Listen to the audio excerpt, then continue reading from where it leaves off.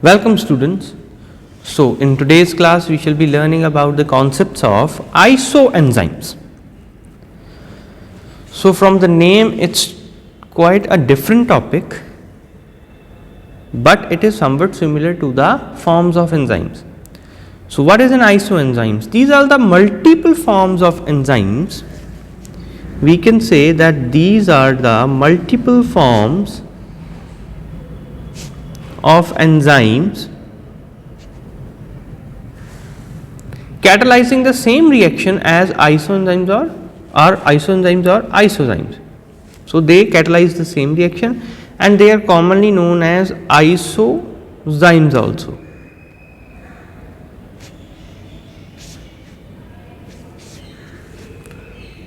Now they however differ in their physical and chemical properties that include,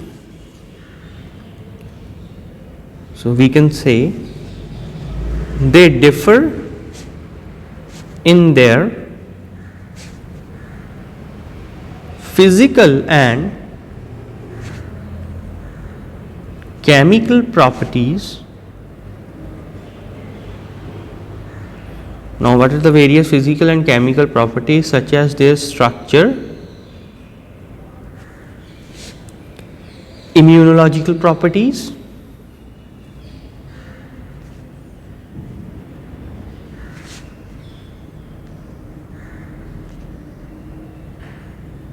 and the electrophoresis or the electrophoretic properties. The electrophoretic property, it is a technique to separate the different isozymes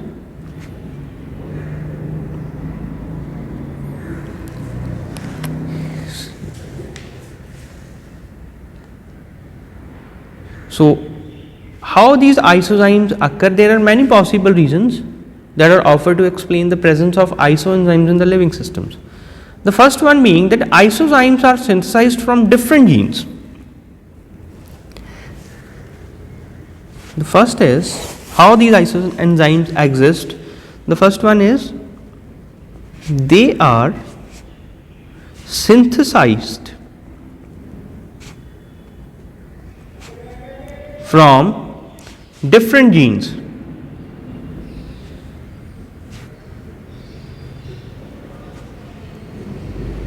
Here we can consider the example of malate dehydrogenase.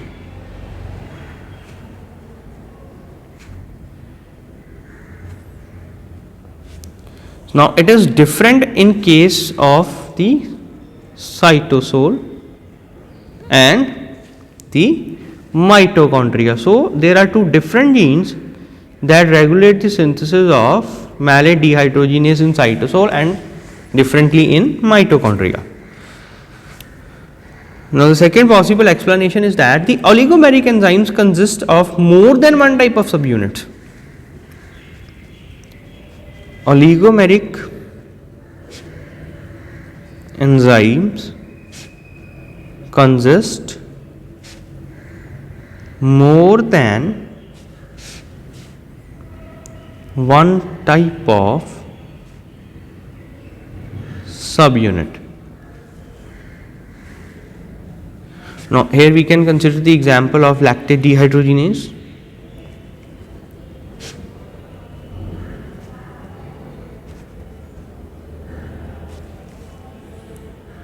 And also the creatine phosphokinase.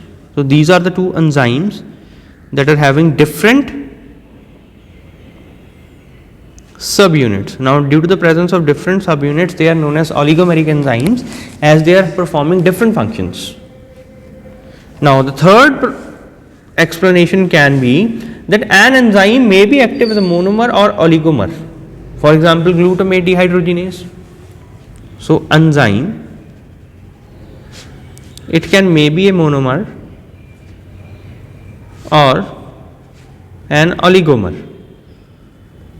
So it can act as both monomer and oligomer.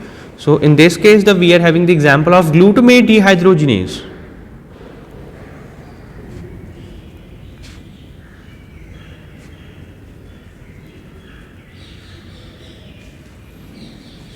And lastly we can say another possible reason for the existence of isoenzymes is that in glycoprotein enzymes, the differences in the carbohydrate content may be responsible for the isoenzyme formation. Just for example, in case of alkaline phosphatase. So it is specifically for glycoprotein enzymes. So in glycoprotein enzymes, the carbohydrate content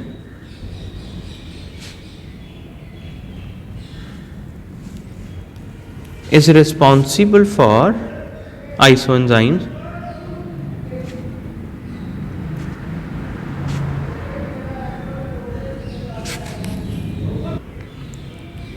So in this case, we can consider the example of alkaline phosphatase.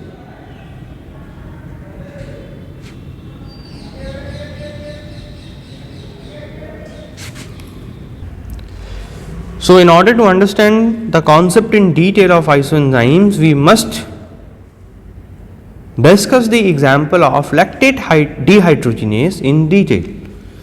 So now let us start with the example of lactate dehydrogenase. So it is the most commonly and thoroughly investigated isoenzyme, lactate dehydrogenase.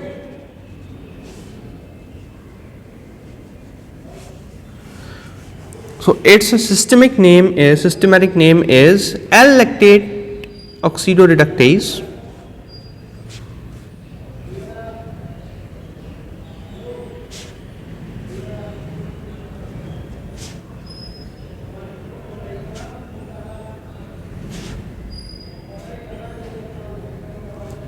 And its number of classification is 1.1.1.27. So this catalyzes the interconversion of lactate into pyruvate.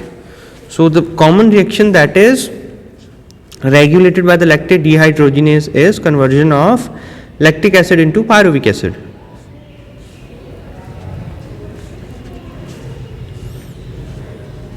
So this is the lactic acid.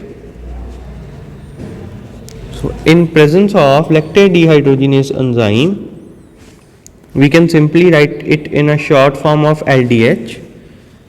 It is converted into pyruvic acid in presence of NAD molecule.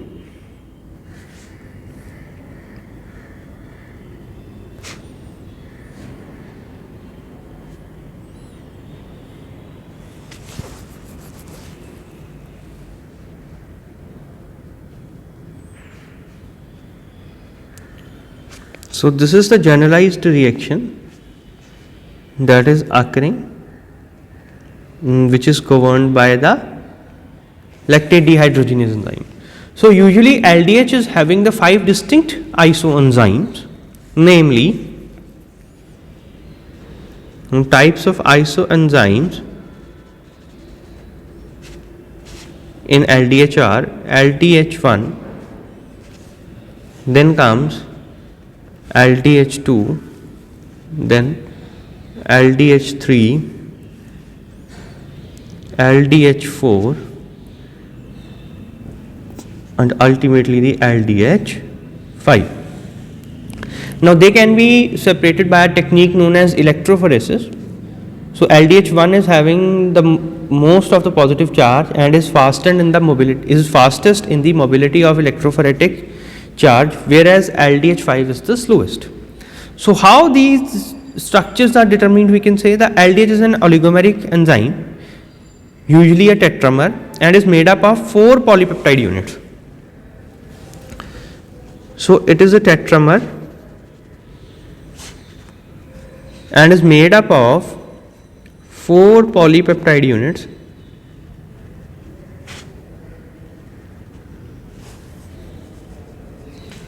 Now the 2 types of the subunits are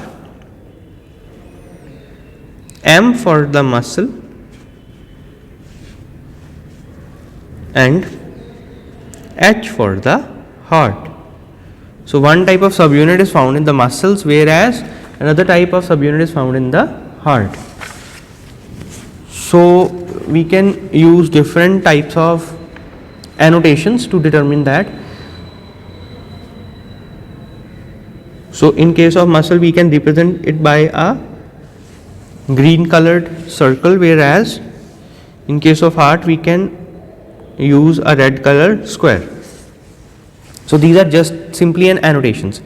The isoenzymes contain either one or both types of subunits, giving rise to different types of isozymes, generally the 5 from LDH1 to LDH5.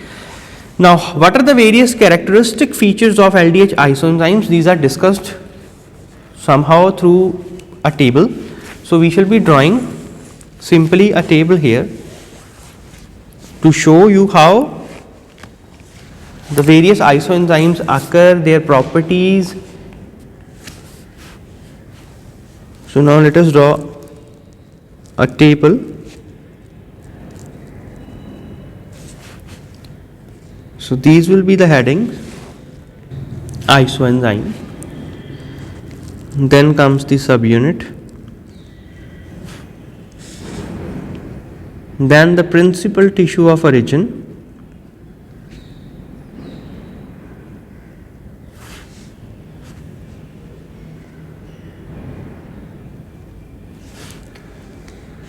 then the electrophoretic mobility.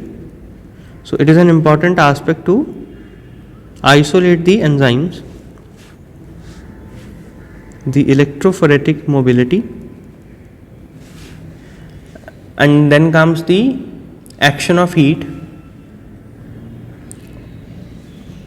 at 60 degrees Celsius, we can say, or whether destroyed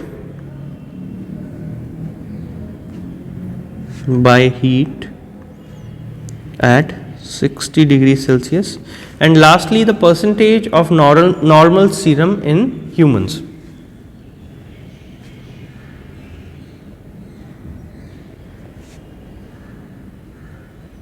So on the basis of these criteria we are going to classify the different isoenzymes of lactate dehydrogenase. So the first one being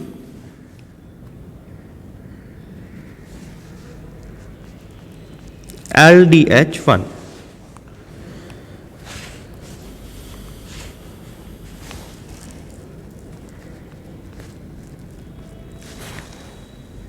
So the basic subunits are H4,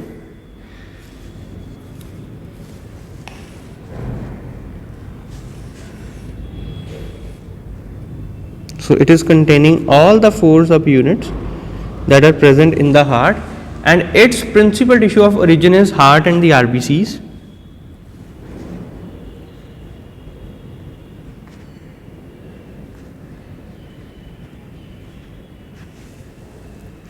The electrophoretic mobility is fastest, and it is not destroyed at 60 degrees Celsius, whereas its percentage is 25% in the serum. Now comes the next. This is the LDH2, and it is having H3M subunits.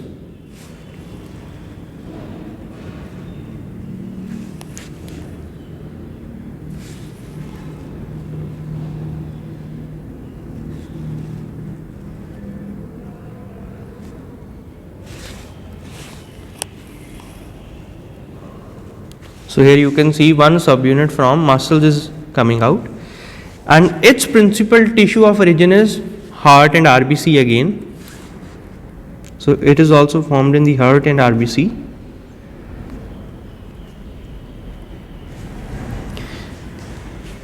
It is somewhat slower than that of LDH1, but still having the faster mobility, and it is also not destroyed at 60 degrees Celsius. Moreover, its serum content is 35%. So the maximum serum content is of LDH2.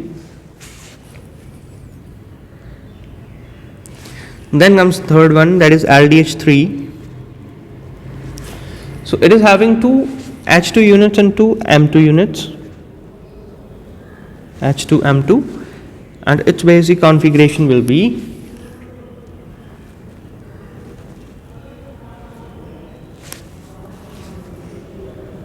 like this, and its principal tissue of origin is brain and kidney. So it is basically found in brains and kidneys.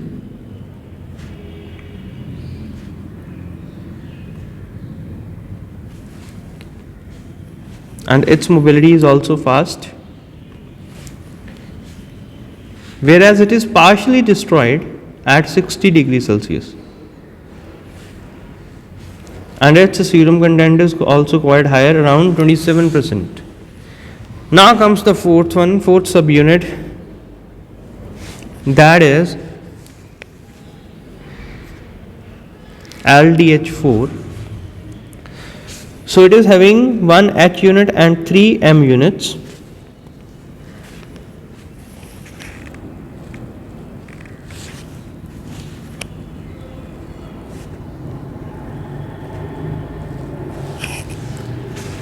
And its principal tissue of origin is liver and skeletal muscles.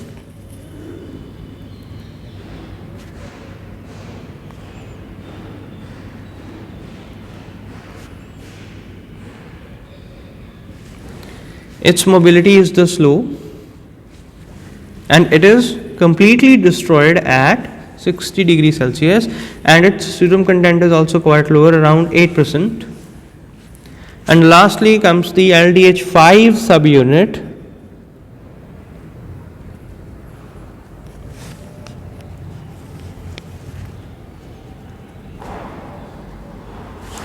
It is having all the M4, so it is having 4 M subunits. It is having 4 M subunits, you can see here. Just like in the LDH1, it is having 4 H subunits, so in LDH5 it is having 4 M subunits. It is also found in liver and skeletal muscles.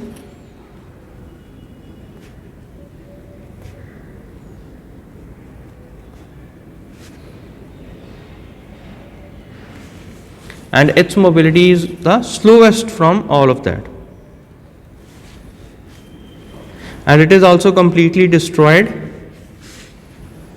and having only 5% of the serum content. So students, these were the different kinds of subunits that are found in lactate dehydrogenase. So what is its diagnostic importance? So it is also having some diagnostic importance.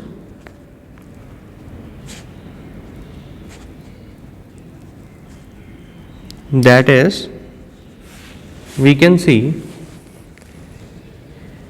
that normally the levels of LDH2 is higher than that of LDH1, but in case of myocardial infarction,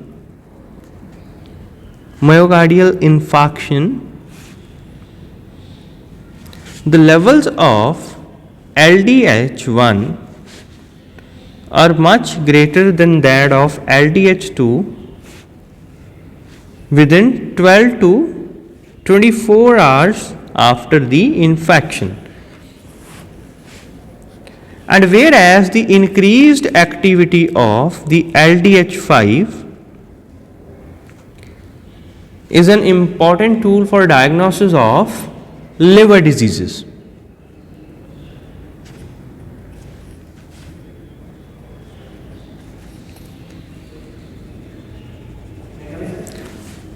So these are the so students, this was regarding the isoenzymes, how they are existing, what are the reasons behind their existence, and then comes the structures of lactate dehydrogenase and the 5 isozymes related to them, and finally the diagnostic importance of lactate dehydrogenase.